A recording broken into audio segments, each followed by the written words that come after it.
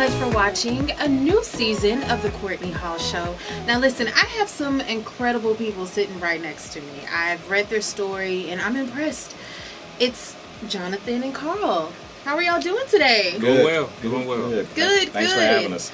Now, like I said, you have a company called The Culture Brewing. For The Culture Brewing Company. Okay. There you go. There it is right there. And your story is so amazing. Talk to us about that. Well, I mean, I always jump in there, but I mean, the story starts with you showing up at my house, man, and you tell it better than I do. So we, being young African Americans, we weren't immersed in the beer culture as we were growing up. If someone that you knew wanted an adult beverage, they go for either Crown, Hennessy, or later in life, wine kind of started to catch on. Right. So one day we were sitting around enjoying a beer and thinking how not a lot of people that look like us, or women of color for that matter, were enjoying beer with us. It would just be us, and they kind of look at us crazy. Why are y'all drinking beer? We're like, well, we like it. Yeah.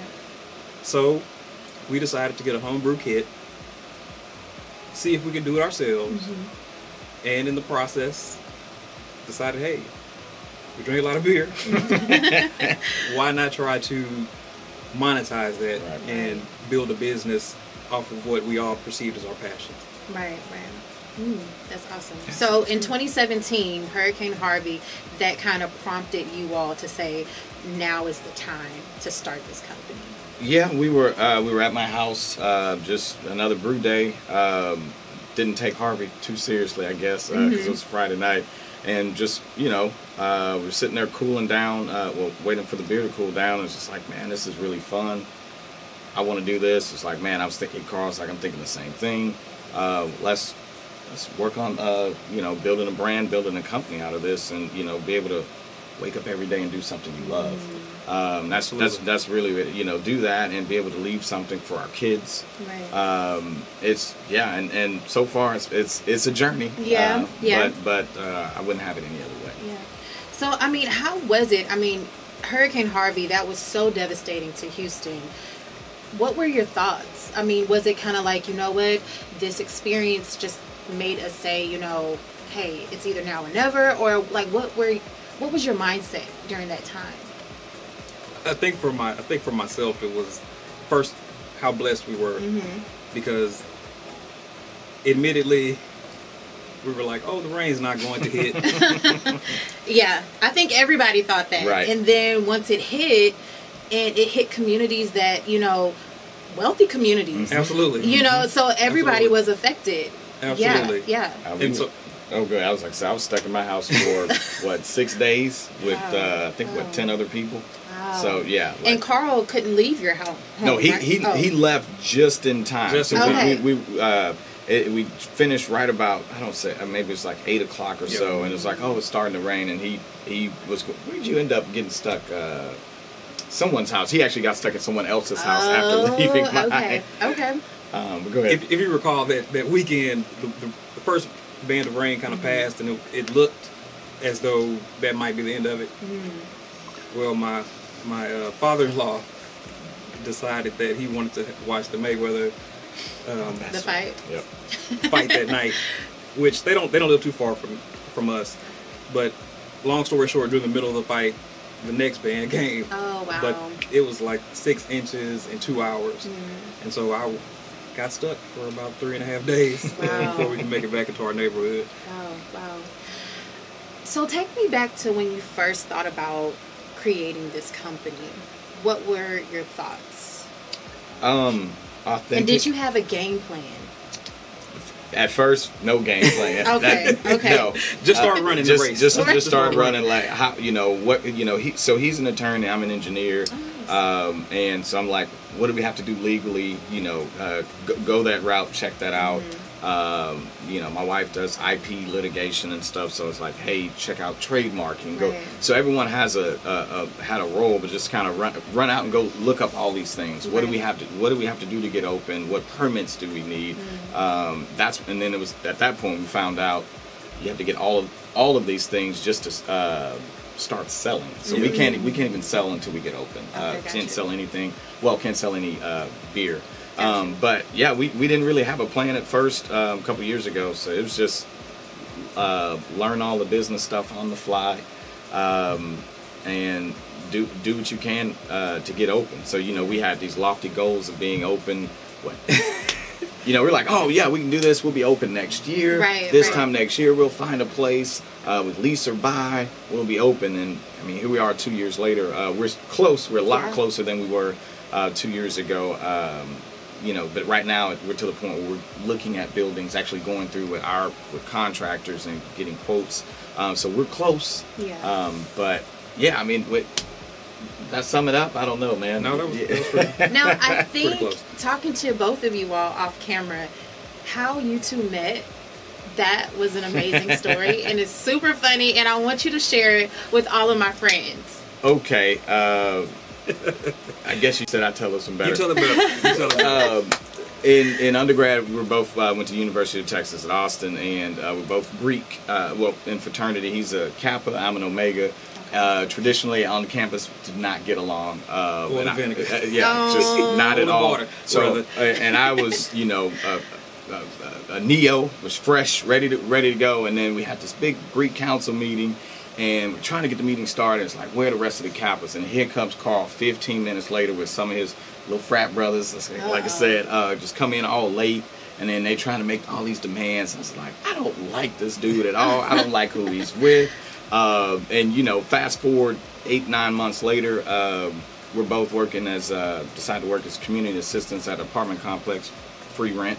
And I don't know, it's one thing to be on the other side and you just start working with somebody, and we've been, I guess best friends. I guess he said I don't like him that much, but we've been friends. Stuck with me regardless. That's 20 years almost now. So.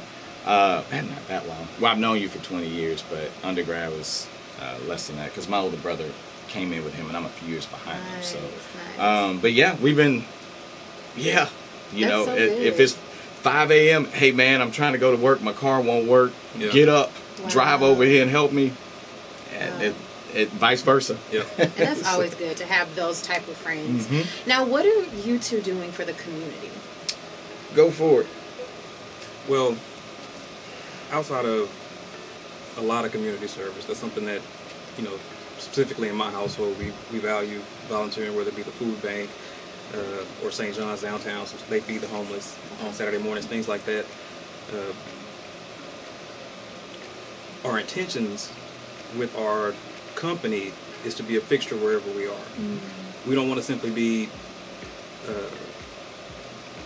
a vulture from the community. We don't want to take from the community because the reality is we're not going to probably be in the Heights, not going to probably be in River Oaks. It will be a community that people will look at and say that, well, they're underserved community. But frankly, that's where our price point, what we can legitimately afford to try to get open. So once we're open, we recently was talking to our social media coordinator, his younger sister Jennifer. We're in the process of, we were going to donate some backpacks to Cashmere Gardens, and we're hoping to be able to have fundraisers or any other type of event, whether it be backpack drives, potential canned good drives, things like that frankly, of course, would drive business to us, but we would also be able to take that goodwill and return it to the community, because again, we don't want to just be we're here, forget everybody else around us. We want to be a staple. And pause, but we are a brewery, but breweries are family friendly places, so we would love to have events where people can bring their kids as well. Clearly those kids aren't drinking, but but again, it's not breweries that we're trying. It's not dollar beer night. This is not come in to get drunk. This is come in, have a good time, grab some, eat some good food, and have a good drink. Whether that's a light blonde ale or a barrel aged stout, whatever that may be. But we do want, like you said, we want to be part of the community, raising money, helping out homeless and kids and schools any way that we can. What would you tell your younger selves, and this is a question to both of you all, what would you tell your younger selves? If you can talk to your younger self, what would you tell him? Start home brewing in high school. Start early. Okay. Stole my answer. My bad. What can we do, or what can we tell our youth in terms of starting now to develop their own companies, to build their own brands? What can we do to kind of change that culture? A lot of people, me growing up, it was always go work for another company. Absolutely. You know, you be the director, you be the president, and you're good to go. But, you know, now as a 27-year-old, it's another ballgame. You know, you want to be your own boss. So what would you tell another younger person? Well, for me personally, I think it starts with be that example. Be that example for them. So this is brewery wouldn't be. It's not the first company. I also have a kickboxing own a kickboxing franchise as well. But that started from I've always wanted to own my own business. So I was the first kid on the block with a CD player. So it's like, hey, I'll make you a CD, right, whatever you want. You know, back in the day, you know, early '90s. I mean, late '90s, but. You know, so it's always, and I tell kids that, hey, find something you like doing or something you're really good at, and go for it. Whether you can start coding, learn different crafts. I really look forward to the getting open where we can actually start teaching kids, or even do some type of program with U of H or TSU, teaching kids how to brew. Doing some type of brewery school, especially for people like us. You talk to a lot of our, you know, Caucasian friends. Hey man, you know, my girlfriend bought me a kit when I was 18, 19, or my dad. That's just not even something we came into or even knew about until we're in our mid-20s. No clue. You know, and we're mid-30s now. So it's just exposing those kids, exposing them to things that are new, and also tell them, you know, go for it. Look, this is what I'm trying to do. And a lot of kids are, oh, you're already doing this and that. I was like, hey, man, I started. Yeah. And I haven't made it yet. Right. So. And a lot of people, they're so scared to fail. And my whole thing is like, fail fast. If you're going to do it, you're going to do it. Yep. Right. So go ahead and get it out the way, you know, and then push forward. Right. Well, I am so glad that you all came to the show. Oh, my goodness. Where can we follow you? Where can we find you? We're on social media at www.facebook.com/fortheculturebc, Instagram.com/fortheculturebc, and Twitter.com/fortheculturebc, as in brewing company. Anything else was way too long, so BC. Remember that, For The Culture BC. And I also have a shirt from you all, and I can actually go and purchase this. People can go and purchase this online. They can contact us, Facebook, Instagram. Shirts are 1 for $20, 2 for $35. Yes. We also have snifters. And my cup, I'm definitely going to be using this. Look at this. So cute. And masculine at the same time. And I like that. Those are $10, and, you know. We have more on the way. We have hats, sweaters. We have lots of new things coming that we'll have online shortly, here in a few weeks. But yeah, that's it. That's the best way you can support us, is let anyone you know who we are. Send them to any of our social media accounts. Leave us a message. Tweet us.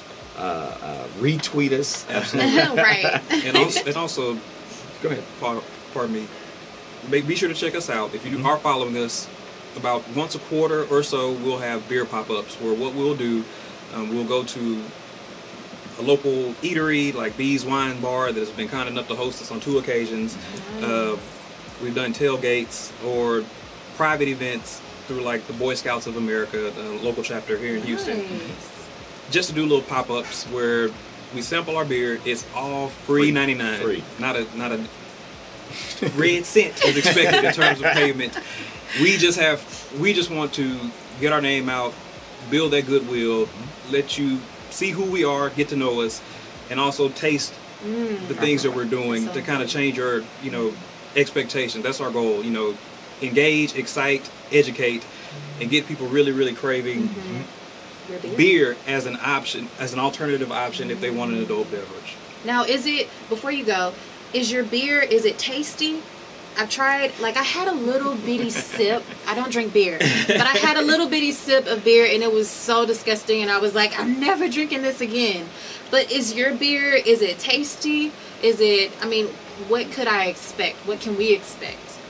We have so many different flavors, and that's actually why we started to do the pop-ups a while back, because we said, well, let's at least give this away. If we can't give it away, nobody's gonna buy it. Well, yeah. So we, but that entire reaction is why we get up every day and do this, because you are our target. We have a few beers. One is our blonde ale, our we call that blonde and boozy. And then we also have Lituation, which is our blonde, and we add a little hibiscus and elderflower, so it smells really great, tastes great. We also enjoy different Belgian style ales. Those are my favorites. And those are a little bit more fruity, aromatic. Oh, okay. And not as hoppy. A lot of people sometimes get turned off by hoppiness. Especially, well, I'll say novice beer drinkers are turned off by the hoppiness. That's the flower that adds a lot of bittering and aroma. Yeah, it's itself. really harsh. Yeah. You know, so some people, they taste a style called Indian Pale Ale, and they're like, I'm good. Okay. But we want to encapsulate everybody. Okay, gotcha. So we want the person that's never had a sip of beer to come in and say, well, I might can find something that I enjoy. Yeah. And the people like us that have, been enjoying brewed beverages for quite some time, Right. We can kind of go, I want to try this today because that's what I'm feeling today. Right. And they can know that they'll enjoy it as well. Well, thank you all so problem. much for coming out. Thank you They for know having their us. stuff. You hear it. They know their stuff. Go follow them. Go Please, support please. this. Go buy this this glass, or any of their apparel. And thank you again for coming Thank you. out. Thank I'm you, so glad Courtney. that We all appreciate came you out. from the bottom of our heart. Thank you. And you all have a good Sunday. All right. Have a good one. Have a good one.